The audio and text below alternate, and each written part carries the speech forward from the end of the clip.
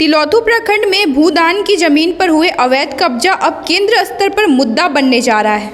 इसकी जानकारी अखिल भारतीय किसान मजदूर सभा के महासचिव डॉक्टर आशीष मित्तल ने दी।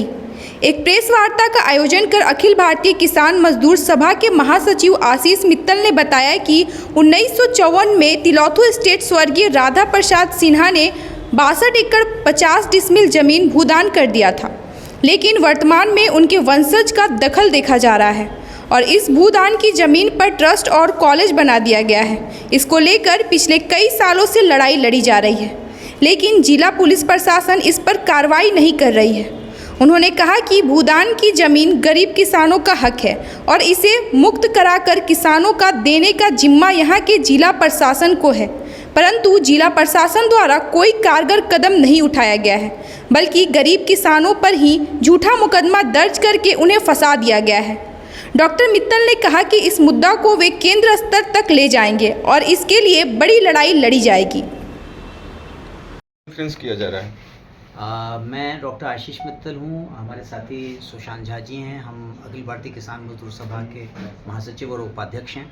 हम आए थे तिलौथू के अंदर जो ज़मीन को लेकर विवाद हुआ उसको देखने के लिए। पता चला कि वहाँ पे करीब 2000 दुकानें हैं जो वहाँ की गांव सभा के रूप में ही शायद दर्ज हैं और उसकी अवैध वसूली वहाँ पे तिलौथू एस्टेट के लोग जो आज हैं, जो वहाँ पे बड़ दबंगई से जो है ज़मीन को बार बार बेचने के नाम पर करते हैं, उन्होंने किया है।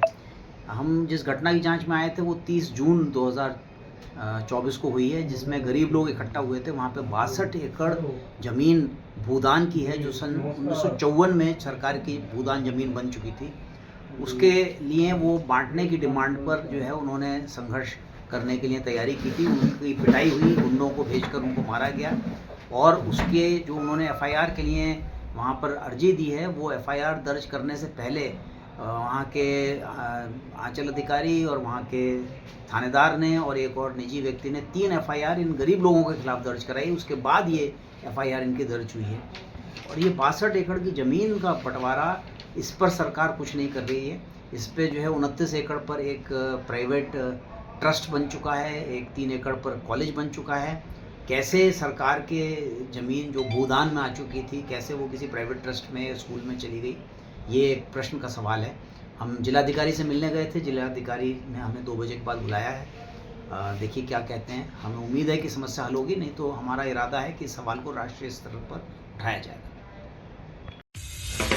आप देख रहे हैं बिहार 24 न्यूज़।